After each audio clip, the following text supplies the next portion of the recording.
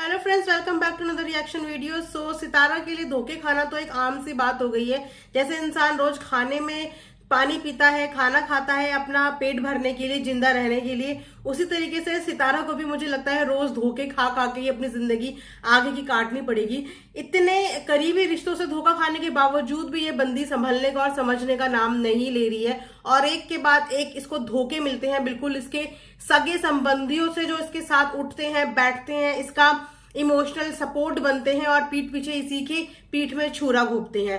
ऐसे ही एक और शख्स सामने आया है। अभी हाल ही में आप लोगों ने सुन भी लिया होगा, बहुत ज्यादा वायरल हो रही है डीडी की ऑडियो वॉइस, जिसमें वो सितारा को अब्यूज करते हुए नजर आ रहे हैं। साथ ही साथ जब ये सब चीजें सब जगह फैल गई, सितारा के सपोर्टर्स में एक हाहाकार मच गया और बहुत से लोग डीडी को अनसब्सक्राइब करने तक रेडी हो गए। तो उसके बाद डीडी ने अपनी सफाई में सितारा से मांगी माफी, और माफी के बदले में उन्हें क्या मिला सितारा की साइड से? खामोशी। सितारा के एक्स रिलेशनशिप जिनके साथ था, उसके साथ कुछ वॉइसेस वगैरह लीक हुई, जो उसने सारी वॉइसेस लीक करी। खैर, वॉइस लीक का तो एक ट्रेंड सा सितारा यासीन की दुनिया में बन चुका है। चलो, बात जब तक पीछे की थी कि पीठ पीछे इंसान क्या कर रहा है क्या नहीं कर रहा, वो बात अलग थी। लेकिन अब फाइनेंशियली भी सितारा को बहुत ज्यादा नोचा जा रहा है, फाइनेंशियली भी उसको बहुत ज्यादा हार्म पहुंचाया जा रहा है। ये हम लोग सब देखते हैं कि वो अकेली बंदी है, जिसकी कमाई से उनका पूरा घर चलता है, पूरा घर क्या पूरा खानदान ही खैर उसी के नाम पे चलता है। लेकिन वो अपने घर की एक सोर्स ऑफ इनकम है, जिसने अपने उसी हिसाब से खर्चे मैनेज किए हुए, जिस हिसाब से उसकी यूट्यूब की इनकम है।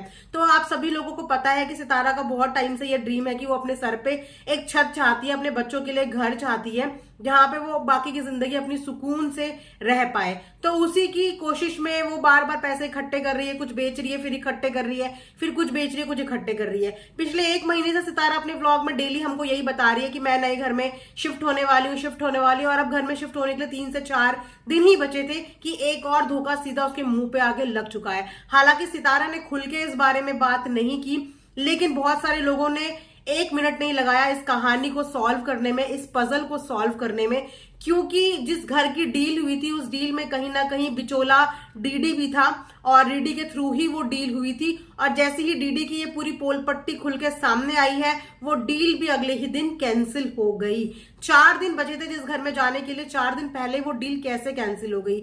कहीं ना कहीं हमें सबको ये पता है कि कुछ ना कुछ सितारा की वीकनेस तो इनके हाथों में है, जिसकी वजह से सितारा खुल के इनके अगेंस्ट खड़ी भी नहीं हो पाती है, और खुल के इनको बोल भी नहीं पाते कि इन्होंने इसके साथ क्या क्या किया है। पर अपने व्लॉग में कहीं ना कहीं वो इस बात का हिंट देती है, जैसे वो अपने व्लॉग में आज भी ये हिंट देती हुई नजर आई कि अब तो अपने साए पर से भरोसा करने पर डर लगता है, क्योंकि उसके ऊपर छुरी घोंपने वाले उसके अपने खुद के ही लोग हैं। तो यहाँ पे एक बहुत बड़ा प्लान ये भी चल रहा था उसके फाइनेंशियली, यानी कि उसको उसके पैसों को खाने का। जिस प्रॉपर्टी की डीलिंग डीडी द्वारा कराई जा रही थी, हो सकता है कि उसका कुछ परसेंटेज डीडी ने अपने पास रख लिया हो, या कुछ फ्रॉड उसमें हो रहा हो। और आगे चल के इन सबको बहुत अच्छे से पता है कि सितारा के आगे पीछे कोई भी नहीं है, आगे पीछे के नाम पे एक डीडी है बस। और अगर डीडी ही धोखेबाज निकल जाएगा तो फिर सितारा के साथ बैकअप में कौन है?